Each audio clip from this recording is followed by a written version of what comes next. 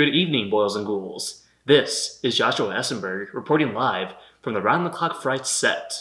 And that is the best Rod Serling impersonation that you're going to get out of me. Welcome to yet another episode of Round the Clock Frights. I am Josh, and as you may have noticed, I am actually riding solo this week.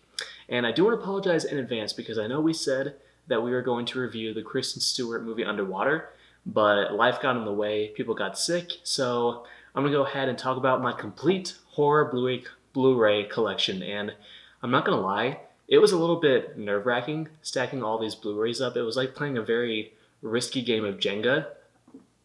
I'm still nervous that at like any second, one of these piles is just going to like tip over. But I'm going to be very careful, and I'm going to show you some of my horror Blu-rays because I am a physical media snob, and I still like the feeling of holding an actual disc in my hand. So let's get started now that I've gotten all of my hipster thoughts out of the way, starting with 28 Weeks Later. I actually find this to be a superior sequel to 28 Days Later. 28 Days Later, I wasn't the biggest fan of the way it was filmed. 28 Weeks Later has one of the most exciting opening sequences ever to a horror movie, and it's just a very thrilling film.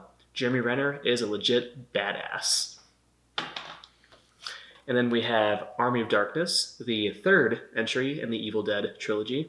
And this is a film that's actually grown on me like over the years. I didn't initially like it too much, but I love Bruce Campbell and I love the medieval setting.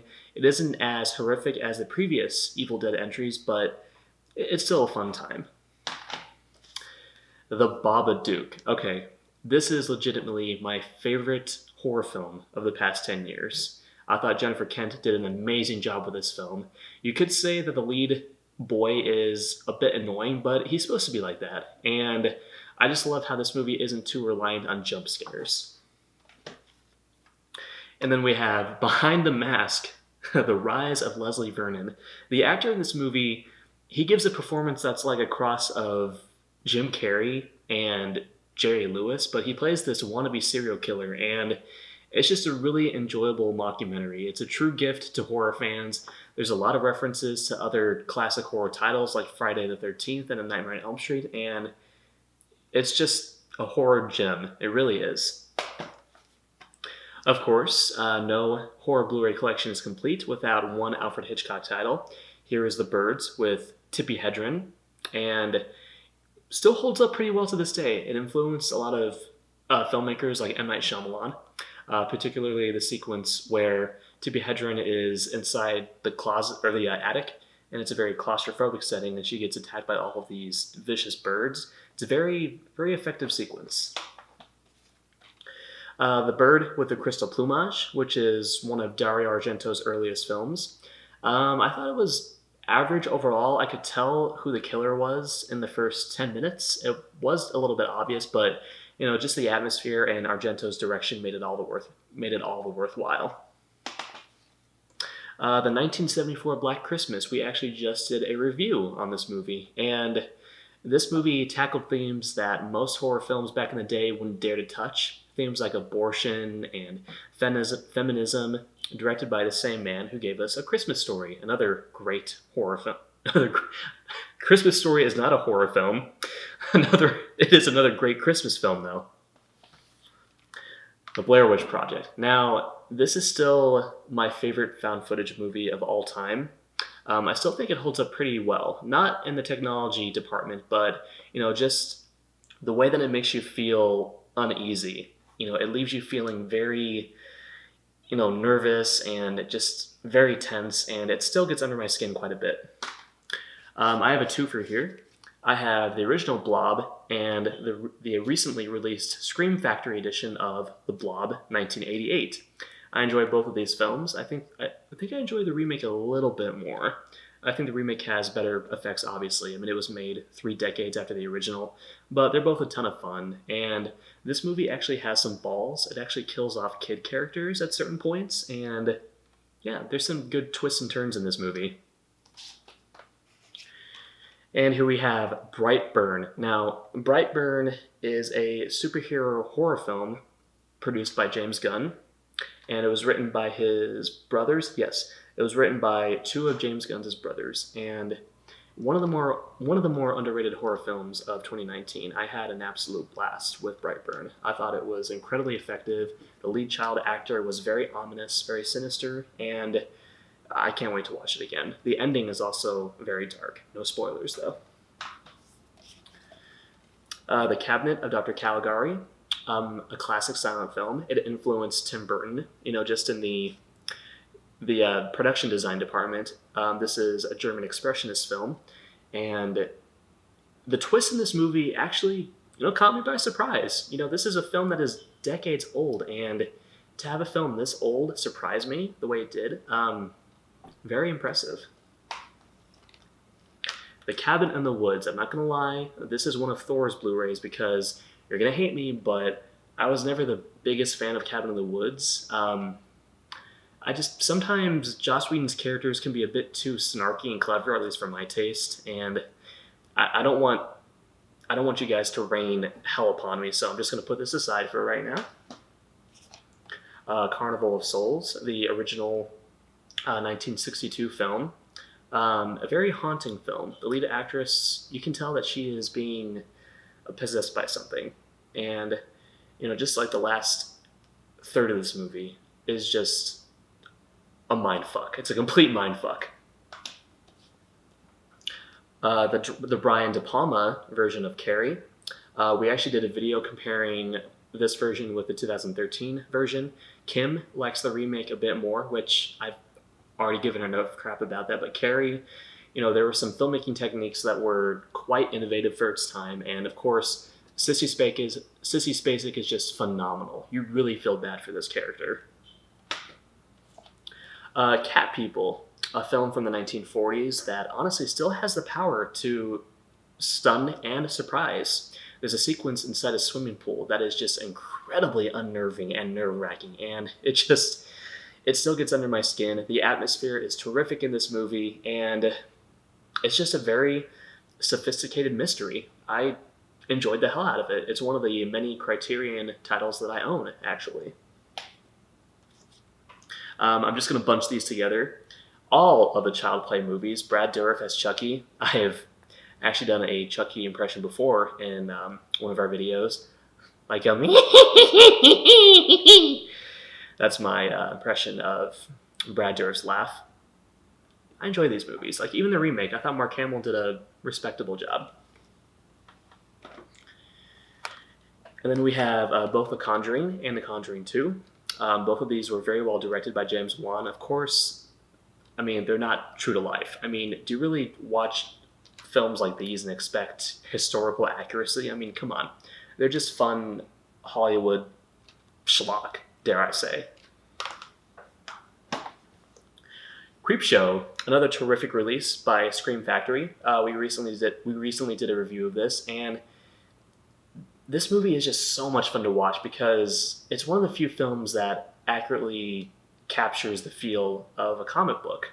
Like, there are certain shots in this movie where a character will be literally inside a comic book panel, and it has a terrific mix of both humor and horror, and has some big names like Ted Danson, Hal Holbrook, Adrienne Barbeau, and E.G. Marshall, who was in 12 Angry Men. Just a lot of fun. Day of the Dead. Not a lot of critics liked this movie when it first came out. Roger Ebert gave it a scathing review, but I honestly love horror movies that take place in compact spaces. This takes place in an underground bunker, and some critics didn't like how it was just so dark and dank and miserable, but that to me just made it more horrific, and I actually might like this more than Night of the Living Dead. And then we are moving on to the second pile now, starting with Dario Argento's Deep Red. This is an Arrow release, and just the colors in this movie, they just pop out at you, and Dario Argento did a fantastic job directing this movie. There are certain days where I actually like this more than Suspiria, if I can be completely honest. There's a scene with a dummy on a tricycle, and James Wan must have been inspired by this movie when he was writing and directing Saw. Come on. Dummy on a tricycle, we've obviously seen that in other horror films. Saw. The Descent.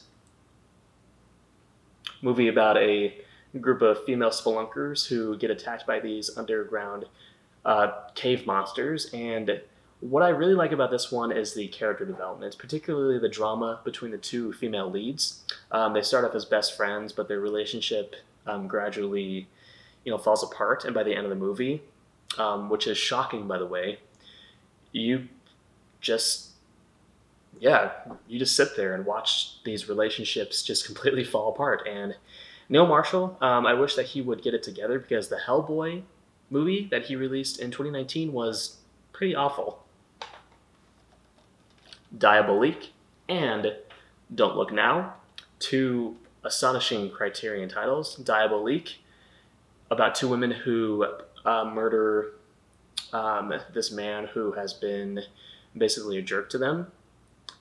It's honestly brilliant. And the same with Don't Look Now. Don't Look Now is one of the most depressing films I have ever seen, but it has some terrific performances. Julie Christie and Donald Sutherland are both just astounding in this movie. And the ending, which I won't give away, I know this movie is like over 4 decades old, but the ending does still catch me off guard, even though I've seen this film many times. And then we have Event Horizon, kind of an alien ripoff. I mean, it's a horror film set in outer space, but the third act in particular does have some very gory images that honestly are shocking and electrifying. And Paul W.S. Anderson was actually competent when he made this movie. I don't know what happened because he went on to direct the Resident Evil movies, and we all know how those turned out. They SUCKED sucked. So moving on, 3 more Evil Dead movies: The Evil Dead, Evil Dead 2, and Evil Dead Remake. The first 2 Evil Dead movies are a lot of fun. The second one in particular, it took itself less seriously. It wasn't trying to be an all-out horror. It was much more of a slapstick comedy, and I thought it was all the better for it. The Evil Dead, even though it has a lot of technical issues, The Evil Dead is wonderfully shot. I mean, there are shots in that movie that still make my jaw drop. Okay, I'm not gonna lie, I had to take a break from filming because my dumbass forgot to plug the computer in. So I had to do that for a few minutes, so if you see any continuity errors, that is why. I put some of the Blu-rays back on the shelf, and I'm not gonna lie, it's a little creepy filming alone at 11:30 at night. I feel like at any second, someone is going to knock on my door saying they need to purge. So let's continue. The Exorcist, classic demonic possession film. William Friedkin took his character seriously. Linda Blair plays such a tragic character in this movie, and just the whole idea that the reason this demon is possessing this little girl because she's the ultimate symbol of innocence is just heartbreaking. Excellent film. Eyes Without a Face, a French horror effort that still has the power to shock viewers, like even in modern day, because there's one sequence in particular involving a face removal surgery that will probably not do much for the squeamish. I was actually tensing up during that scene, and it's just, once you see something like this, you will never forget it. The Faculty. Okay. You hear about the plot of this movie, and you might think to yourself, wow, that sounds really stupid and ridiculous, but all the characters in this movie, and I mean all of them, are likable, well-rounded, and the performances are actually above average. And plus you see some familiar genre faces like Robert Patrick and Famke Janssen. It's a clever take on the whole invasion of the body snatchers scenario. And it's not just a Dawson's Creek clone. Like, there are dramatic stakes in this movie, and I find it to be pretty underrated. Even though it has Harvey Weinstein's name on it, it's still a good movie. The first 8 Friday the 13th movies and Freddy vs. Jason. These are some serious guilty pleasures right here. Like even Freddy vs. Jason, just the idea of these two iconic slashers coming together to just butt heads is It's just a recipe for a fun time at the movies. And I mean, come on. I mean, there's certain installments in Friday the 13th where you just watch them and you're like, wow, this is completely absurd, but I can't help but enjoy it. Particularly in part 6, when Jason is resurrected by a bolt of lightning. It's just, come on. You'd have to be a hardcore cynic not to appreciate something like that. Fright Night. This was a Blu-ray that I found recently, actually. I found it just one day while I was shopping at a used video store, and I was like, oh my god, I had no idea they put this on Blu-ray, and I actually had the opportunity to meet Chris Sarandon recently. He's a very nice gentleman, very loving towards his fans, and I mean, come on, you gotta love the best friend character in this movie. The, you're so cool, Brewster! That guy. I mean, he's just a riot. Get Out. Jordan Peele's first horror effort, and I mean, come on. Everyone has talked about this movie. It surprised the hell out of everyone. Just the issues that Jordan Peele dared to tackle in this movie. There's obviously some commentary about racism, but it's done in a very clever way. It's not too over the top. It's not gimmicky whatsoever. Daniel Kaluuya is astounding in this movie. I mean, you feel for him. And yeah, Jordan Peele is one of the modern horror masters, and it all started with Get Out. Gremlins and Gremlins 2. Yes, I understand these are more horror comedies, but Gremlins in particular does have some sequences that still creep me out a little bit, particularly the scene in the science classroom with the teacher, after the Gremlins have transformed.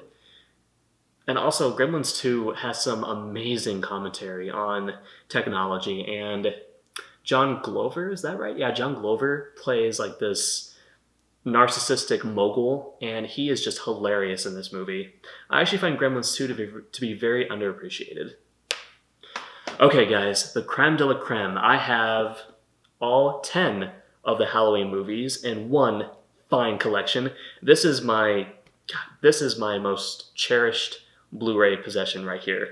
All 10 Halloween entries and the 2018 sequel, which wasn't bad, but Halloween is my all-time favorite horror franchise. I can watch most of these like any time of the year, not just during Halloween. And this collection is getting harder and harder to find, so I'm just proud that I still own it. I don't plan on giving it up anytime soon, and even though Halloween 2, the Rob Zombie version, is the worst film I've ever seen, the worst film, you heard that right, the first Halloween zombie effort wasn't all that bad. The Happening.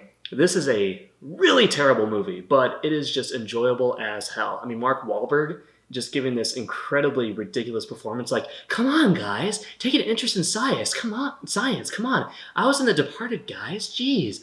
I was in Boogie Nights with a fake dick. Come on, guys, take an interest in my dick. I'm sorry. Funny movie.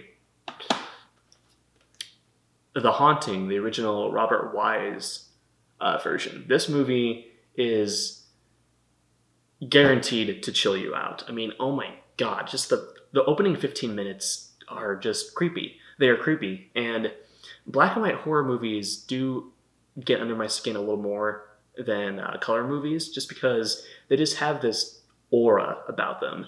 And The Haunting is one of my all-time favorite horror movies.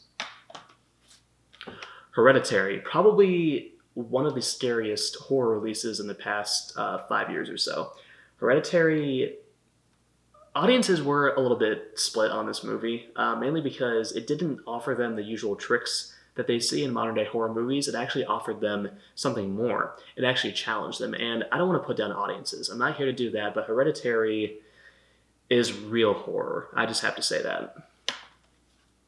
The Host, a marvelous monster movie from Korea. The Host, some of the CGI hasn't dated all too well, but this is just a knockout of a monster movie. It is, at its core, a family drama, and Bong Joon-ho recently released the movie Parasite, which should win Best Picture this year because it is just utterly phenomenal. But the host is just one hell of a good time. And it says here that it's on par with Jaws. I don't know if I would go that far, but the characters are all likable, and yeah, one of the best monster films to come out in the past 20 years. And look, the Pennywise doll was so impressed by the host that it actually fell over. Come on, little buddy.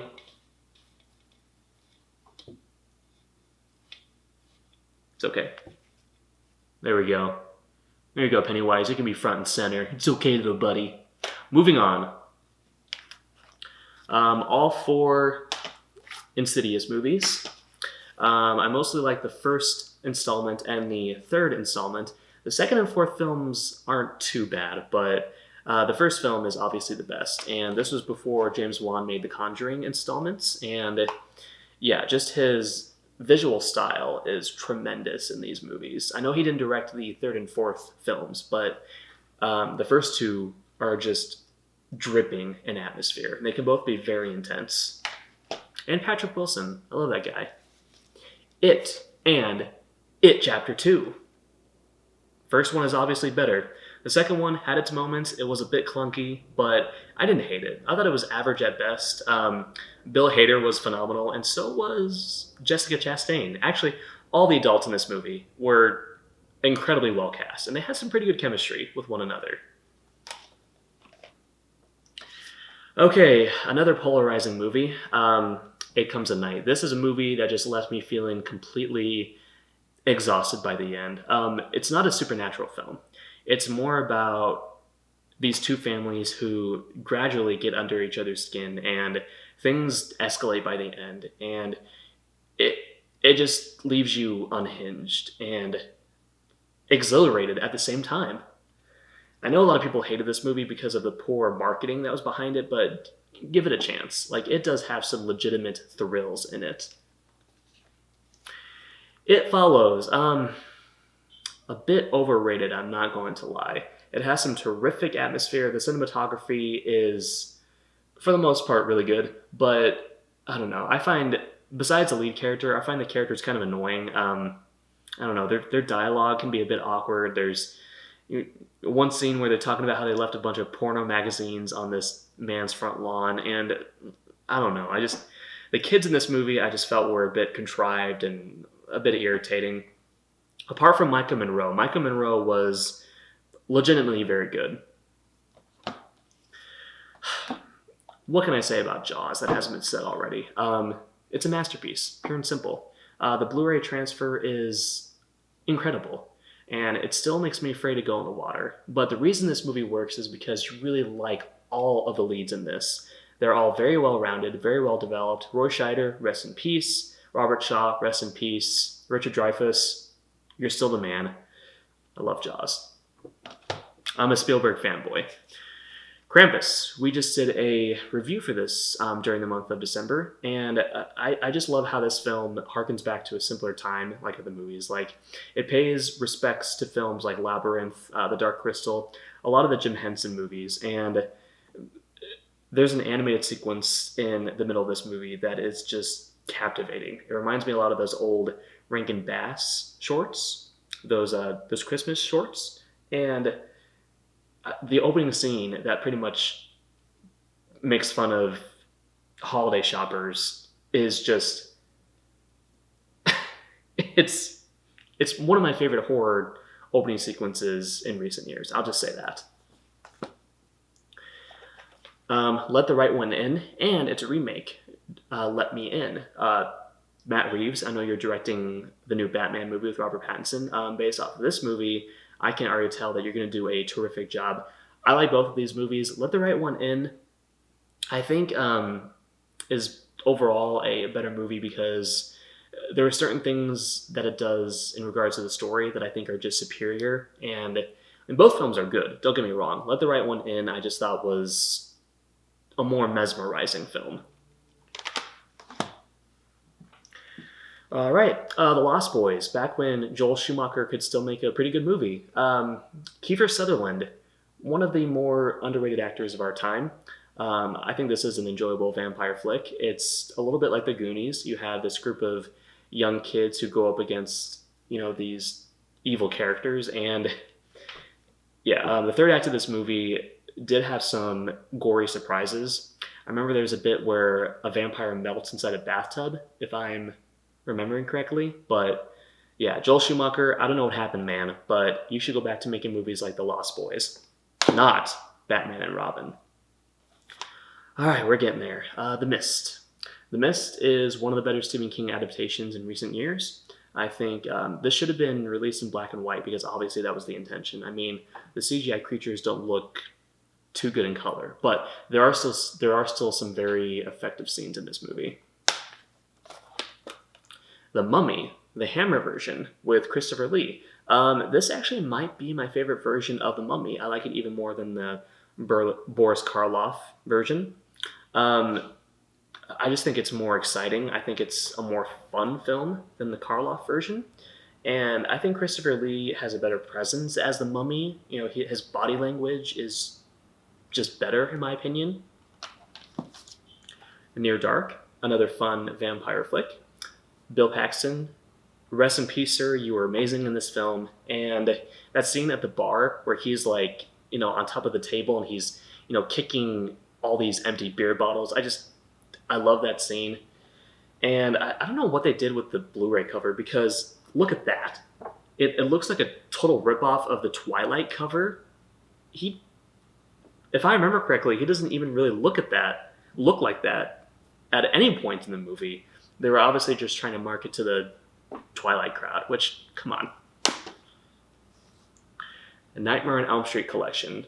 All the films, including Wes Craven's New Nightmare. The first one is obviously the best, but Dream Warriors and New Nightmare were also pretty decent, and I actually like Part 4 as well. Freddy Krueger obviously is an iconic horror villain, and Robert Englund has rightfully earned his place in horror history because of these films. Night of the Hunter. I know some people may not consider this a horror movie, but there were some legitimately eerie scenes in this movie. There's a sequence where what's his name? Robert Mitchum is chasing these two young kids up a staircase, and he's, lunging at them like a monster. And there are some things about this movie that legitimately do scare me. Like particularly the moment where Shelley Winter's corpse is at the bottom of a lake, and you just see her hair floating, like just aimlessly. It's eerie. All right, getting near the end here. Night of the Living Dead, a very good zombie film. It's obviously been upstaged by superior zombie flicks like the original Dawn of the Dead and arguably Day of the Dead, which I mentioned earlier. Night of the Living Dead is commendable in that it cast Dwayne Jones in the lead role. He was an African American, and this was during a time where African Americans weren't always given the respect they deserved in the horror genre. And yeah. Oh, okay. Had to stop the camera again, but I've got this. By the way, I love talking about horror films. I really do. I could do it all day long. It's just like past midnight, and my brain is starting to... But we're almost there. Got some more movies to talk about, so let's keep going. Nosferatu, the 1922 silent film, and Nosferatu the Vampire, directed by the terrific Werner Herzog. Both of these films are amazing adaptations of the Bram Stoker novel. Nosferatu the Vampire in particular, Klaus Kinski is one of the best vampires ever. And of course, we wouldn't have this movie without F.W. Murnau's version. And honestly, this is even better than the Universal Dracula with Bela Lugosi. It's just fantastic. Orphan, another really underrated horror movie. You might see the twist like coming halfway through, but it's just a superbly crafted horror movie. And the lead actress, I forget her name, it is Isabelle Fuhrman. She is fantastic in this movie. She is obviously wise beyond her years, and as the tagline says, there's something wrong with Esther. And the ultimate reveal is very messed up, but stick with this movie because it's just jaw dropping. Peeping Tom. This is actually a Hong Kong import. It's worked. It's worked in every Blu-ray player that I put it in. This influenced so many horror films, including pretty much all the slasher films that came out, decades later. Peeping Tom. The difference between this movie and countless slashers is that you actually feel for the villain in this movie. He has a very horrific backstory, and you just feel sorry for him. And I know this movie wasn't loved when it first came out, but it's obviously gained more respect over time, and deservedly so. The Phantom of the Opera. This is the 1925 version, released by Kino, and it's just one of the best silent horror films ever made. Lon Chaney, I mean, come on. That scene where his mask finally comes off and you see his grotesque face, it still has the power to shock. I know I've said that phrase a lot. This film has the power to do this and this, but it really applies here. Apparently, when Lon Chaney first completed the makeup, he did his own makeup, by the way. How many actors can say that? He tested it on a production assistant, I believe. And the production assistant just freaked out when they first saw the makeup, and I don't blame them. This is a timeless classic. Poltergeist, my favorite horror film from the 80s. Not just because Steven Spielberg's name is attached to it. I saw this film at a very young age, and it has stuck with me over the years. It is just marvelously spooky. It's probably my favorite ghost movie of all time. And because of this movie, I still have a fear of clowns that hasn't disappeared even to this day. So thanks, Poltergeist. I appreciate that. I hate the clown in this movie. I hate it. Psycho, my all-time favorite horror film. You heard that right. Psycho is just a masterpiece through and through. Anthony Perkins' performance in this movie it's just so ahead of its time. Norman Bates is probably my favorite horror character. Just the way he comes off as this innocent mama's boy at first.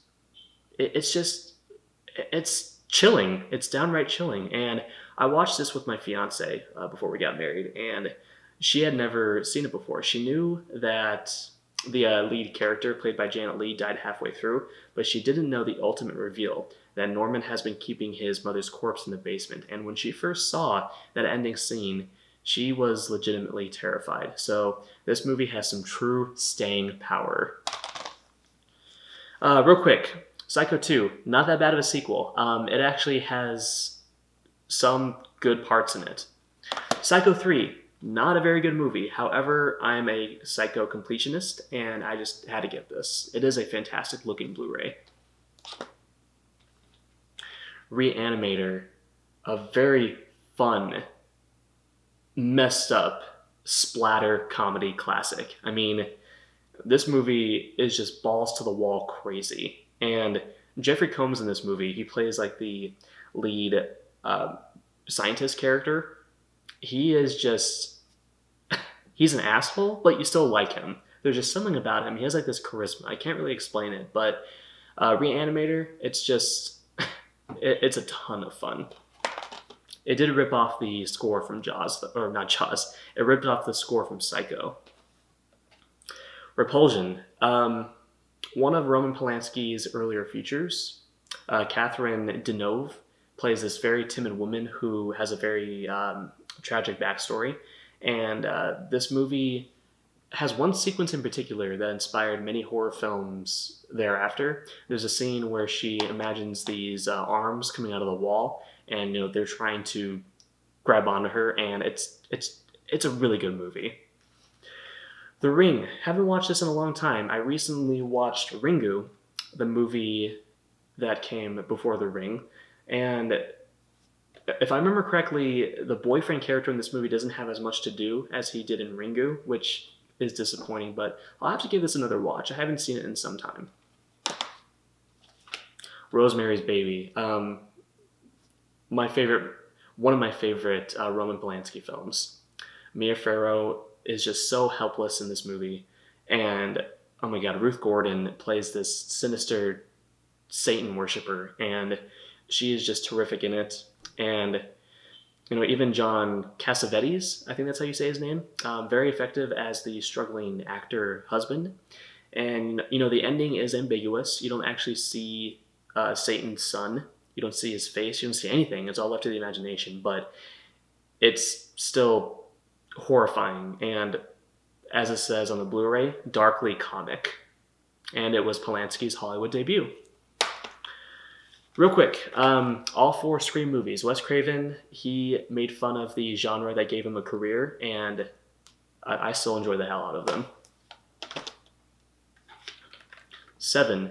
Is this a horror movie? It horrifies me. Gwyneth Paltrow's decapitated head.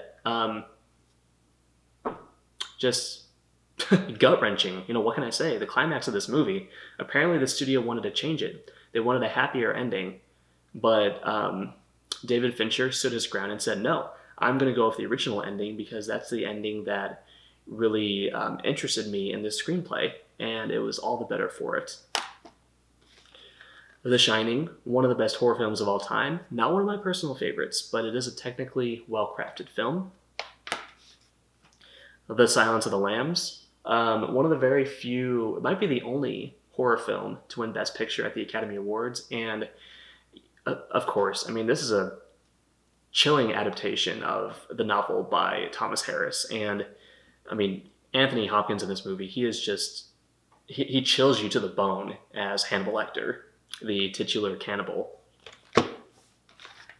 Sinister, pretty, it's funny, when I was watching this movie, I thought I was going to have nightmares. I thought I would be staying awake all night, but funny enough, after I watched this movie, I felt pretty okay. It was a really weird feeling. Ethan Hawke plays this pretty desperate author who drags his family into this horrific situation. The Bagul has a pretty funny design. The character looks like a emo punk rocker, but it still has some effectively chilling moments, particularly the opening sequence. I dare not spoil it. The Sixth Sense, my favorite Shyamalan film. Haley Joel Osment. He could actually act back in the day, believe it or not. Sleepaway Camp. Okay. Sleepaway Camp is one of my all-time favorite slashers. For one, we all know about the twist ending. It's just, God, it's unforgettable. And you just really feel for the main character of Angela in this movie. She's bullied throughout most of the movie, and you just feel so sorry for her. Like, it's obvious she's the one doing these killings, but you just feel so bad for her. And this movie has some creative death scenes, particularly the moment where this older boy is taking a piss inside a restroom stall, and Angela puts this beehive inside the room with him, and he gets stung to death by bees. And I have a blast with Sleepaway Camp. I watch it almost every Halloween. Sleepy Hollow, not particularly faithful to the Washington Irving novel, but it's Tim Burton. There's some great atmosphere. Society, throughout the majority of this film, I was thinking, you know what? This is a pretty solid coming-of-age tale. And then it gets to the grotesque third act where you're just sitting there in shock and awe, and you're just like, wow, this is disgusting, but fascinating at the same time. Society is stomach churning, but in the best possible way.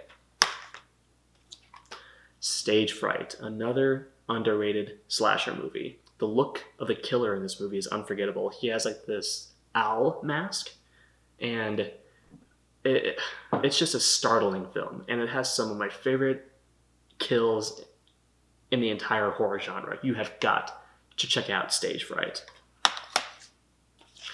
Suspiria, or as they said in the original trailer, Suspiria. Dario Argento, this is an undisputed masterpiece, and it's much more about the atmosphere than it is the story, although the story isn't bad. Jessica Harper, she plays this young ballet dancer, and you really feel for her in this movie. The Texas Chainsaw Massacre. To me, this isn't quite as horrifying as it should have been, at least for me. I know back in the 70s, this was probably shocking to see, but I don't know. It's still pretty good, though. The Thing. Just hands down, my second favorite John Carpenter movie. The first being Halloween. It has pretty much everything I love in a horror movie. It has this singular setting. In this case, it's set at this Antarctic research base, and the practical gore effects in this movie still have the power to amaze. I mean, they are nearly flawless. You barely notice that you're watching these puppets. It's incredible. Tremors, a fun Kevin Bacon horror movie about these underground worms who basically come up and devour people. Fun movie. Get near the end here, Trick or Treat. This is a movie that I've grown to love more over the years. It's an anthology Halloween movie, and this movie is just dripping in Halloween atmosphere. I mean, every shot of this movie is just eye-popping. It's a feast for the eyes and the imagination. And Sam. I love Sam, the little trick-or-treater demon. Troll 2. This is an awful movie, but it is just so unabashedly entertaining. It's utterly incompetent, but I mean, come on. There's a scene where a little boy pisses on his family's dinner, and it's just amazing. Nilbog. I mean, come on. Nilbog. Us. This movie wasn't as universally loved as Get Out, at least not by audiences, but to me, this isn't a movie that you take literally. It's much more about the emotions. I just love the idea of these underground doppelgangers who want to take over the world, and just the idea that you are always your worst enemy. I thought Us was the best horror film of 2019. Vampire, another eerie silent film. This one was directed by Carl Theodor Dreyer, and yeah, it's just unsettling. There's some really unsettling images in this movie. Last three.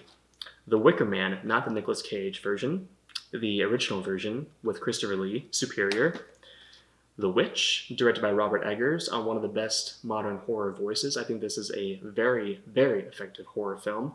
Black Phillip the Goat is one of the most memorable horror icons in recent years. And finally, Zombieland. I will be buying Zombieland Double Tap when it is available. Zombieland is just a total blast. Of course it's more of a comedy, but I mean, come on, it has these bloodthirsty zombies, and yeah, I just enjoy the hell out of this movie. I feel like I just ran a marathon, but those are all of my horror Blu-rays. Of course, if you like this, go and subscribe to our channel, Round the Clock Frights. We really love doing this. We look forward to bringing you more horrific content. We have plenty of new videos in store for you next week. My friend Kim will be reviewing the show You, the popular show You on Netflix. I'm excited to see what she has to say about that, and look for more reviews in the future. I will be continuing to buy Blu-rays because I still love physical media, and as always, have a scary night, boils and ghouls, and I'm going to make sure that there is no one waiting for me just outside the front door. So, good night.